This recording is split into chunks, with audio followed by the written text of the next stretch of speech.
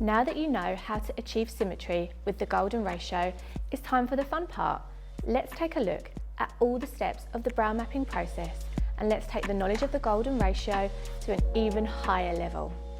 The first step is to find the centre in the middle of the two brows. Draw a line from the forehead to the middle of the brow all the way to the chin using the mapping string. Next, take the brow ruler and align it with your middle point to help you determine the next 2 points of the brows. Start by locating the lowest point of the brow from the bottom line by gently going in with your finger and following the body of the brow. With the mapping string, create a horizontal line at the beginning of the bottom line of both brows.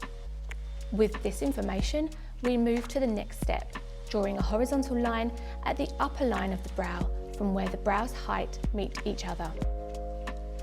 In the next step, we will locate the brow arches and draw a horizontal line where they meet each other. At this point, you should have 1 vertical and 3 horizontal lines as shown on our model. In the next step, we will locate the beginning of each brow using the ruler as a guide. Draw a vertical line using the mapping string on each brow. The next step is to locate the beginning of the tail. This is usually where the arch of the brow is located. Draw a vertical line at the beginning of the tail. This will help you determine how high the brow needs to be. Make note of the number you marked on the ruler and repeat that for the other side as well. The next step is where we locate the tail end of the brow.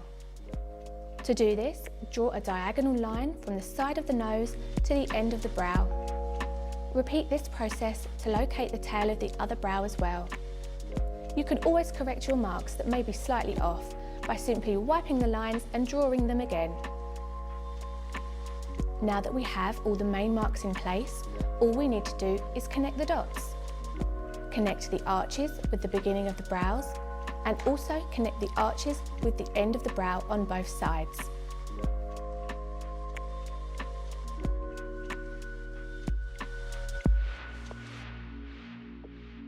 Now we move to the bottom line of the brow and connect the line in the middle with the arch of the brow on both sides.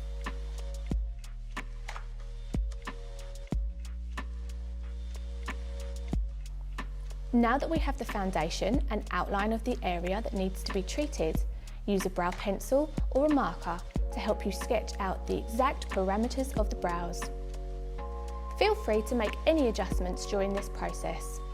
Remember to wipe off the mistakes so the right shape for the brows is clean and easily visible. Once you've made your corrections, place the ruler on top to make sure both brows start and end at the same measurements. It's okay if you notice small differences, just make the necessary adjustments by adding or removing any marks necessary to create balance.